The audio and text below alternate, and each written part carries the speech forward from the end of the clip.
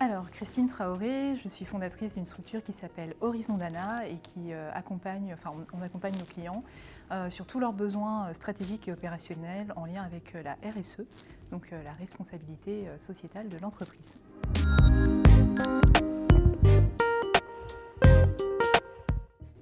Alors mon parcours au départ, moi j'ai fait des études de lettres, donc lettres supérieures et langues et civilisations étrangères.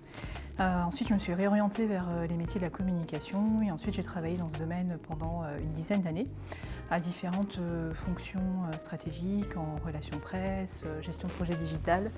Et mon dernier poste c'était un poste de direction conseil en Afrique de l'Ouest, à Dakar, où j'accompagnais des entreprises internationales et panafricaines à s'implanter sur le continent, en zone francophone et anglophone.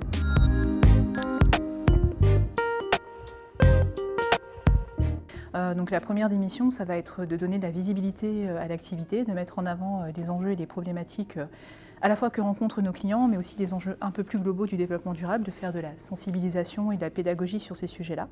Et au-delà de cette mission, beaucoup de structuration, beaucoup d'administration et depuis quelques jours aussi du recrutement pour agrandir les équipes.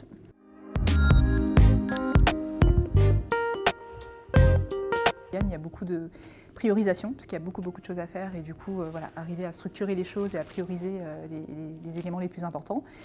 Beaucoup de prise de contact aussi avec des partenaires, avec des entreprises, avec de potentiels recrues aussi, et pas mal de rédaction. Je rédige aussi pas mal de contenus, d'articles pour mettre en avant l'expertise de RSE, notamment sur LinkedIn.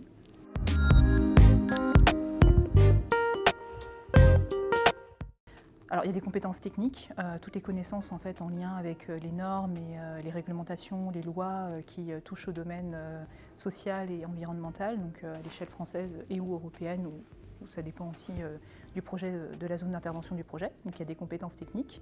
Ensuite il y a des compétences stratégiques classiques, donc le sens de l'analyse, beaucoup de curiosité, la capacité à aller aussi chercher les bonnes informations, les recouper, les comprendre, etc. Il y a beaucoup de compétences en lien avec la gestion des émotions, l'animation de l'intelligence collective et puis bien sûr l'écoute pour bien comprendre les besoins du client et être sûr que la méthodologie d'intervention qu'on propose est cohérente avec son environnement et son contexte.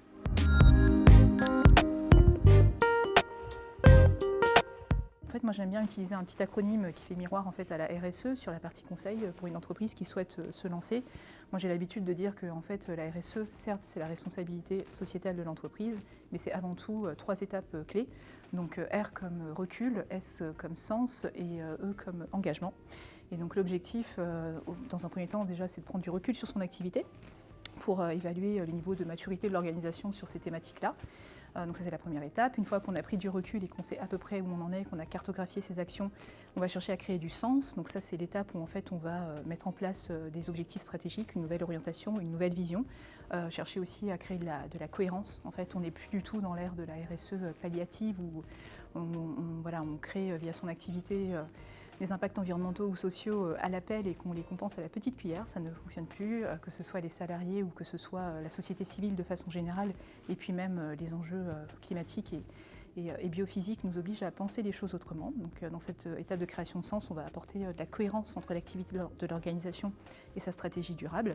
Et sur la dernière étape, qui est l'étape de l'engagement, on va en fait créer une méthodologie pour impliquer l'ensemble des parties prenantes de l'organisation dans cette nouvelle vision et orientation stratégique.